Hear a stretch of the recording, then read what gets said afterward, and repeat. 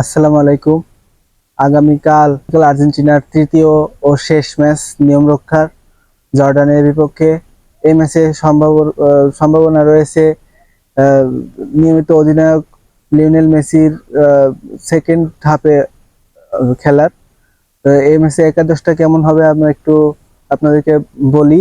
একাদশটা সম্ভাবনা হচ্ছে গোলরক্ষক থাকবেন এমিলিয়ানো মার্টিনেজ, যিনি প্রতি ম্যাচেই গোলবারের নিচে থাকেন।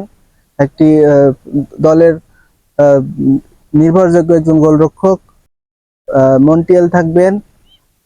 লিওনেল মেসি তো থাকবেনই, তিনি হয়তো পরের কয়েকটি ম্যাচেও খেলবেন যেহেতু তিনি ফিট আছেন।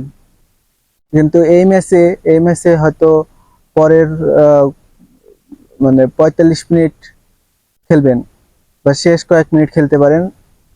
আহ, যেহেতু এটি জর্ডানের বিপক্ষে নিয়ম রক্ষার ম্যাচ, তাই নিয়ম রক্ষার ম্যাচে আর্জেন্টিনা কেমন খেলবে আহ, সে সেটি আপনাদের জানতে চাই যে আপনারা কি মনে করেন, আর্জেন্টিনা কি নিয়ম রক্ষার ম্যাচে জর্ডানকে হারাতে পারবে কিনা। যদিও আর্জেন্টিনা পরের রাউন্ডে চলে গেছে, পরের রাউন্ডে একটি শক্তিশালী দলই প্রতিপক্ষ হিসাবে আহ, পেয়েছে আর্জেন্টিনা।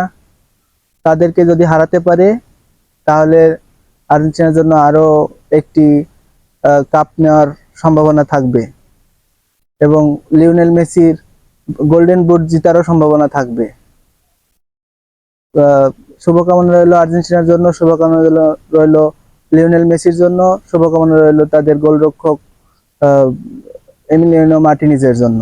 তিনি যেন দলের নির্ভরযোগ্য একজন গোলরক্ষক হিসাবে দলের তার যে দায়িত্বটি পূর্ণ করতে পারেন। তো আপনারা কি মনে করেন, আর্জেন্টিনা কি পারবে কিনা এই ম্যাচে একটি ভালোভাবে একাদশ গড়ে খেলতে? আপনারা একটু কমেন্ট বক্সে জানাবেন প্লিজ।